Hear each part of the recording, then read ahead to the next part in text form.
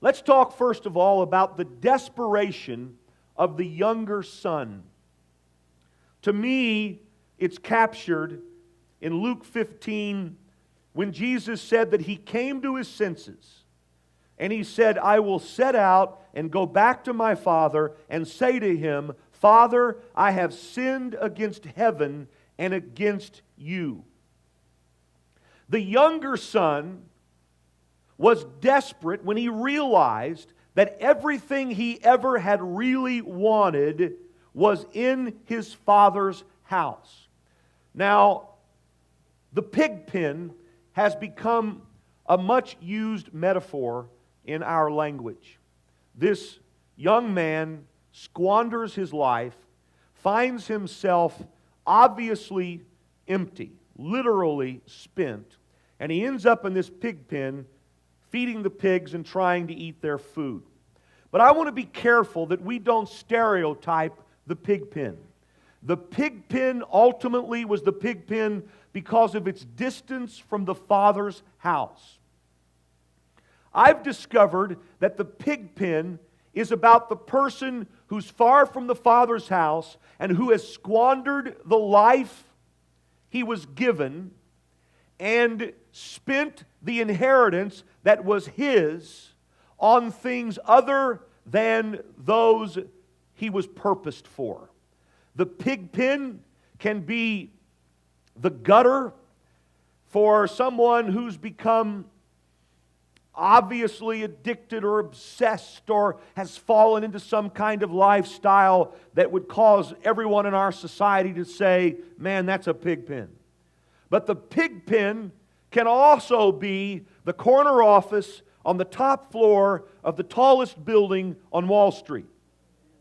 The pig pen is that place a person finds themselves in when they come to their senses and realize that there's got to be more than this, that they've squandered their life. They could have a lot of money or no money.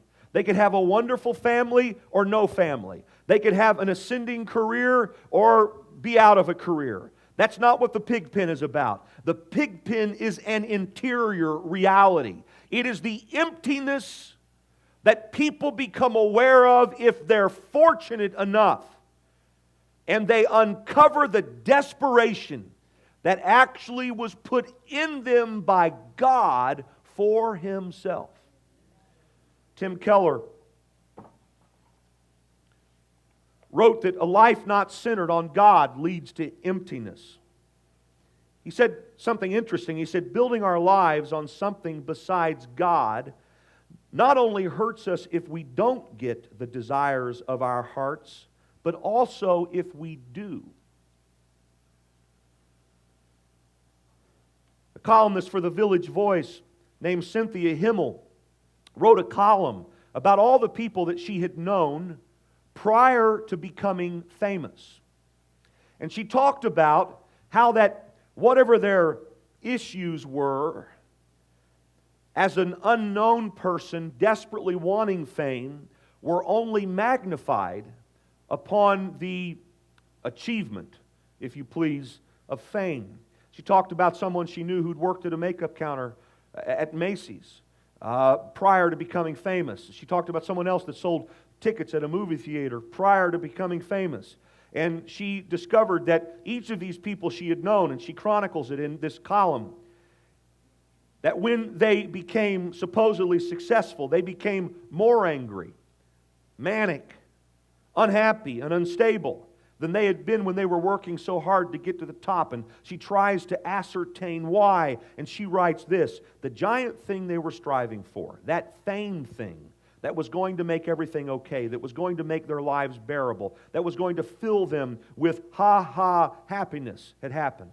And the next day they woke up and they were still them. The disillusionment turned them howling and insufferable.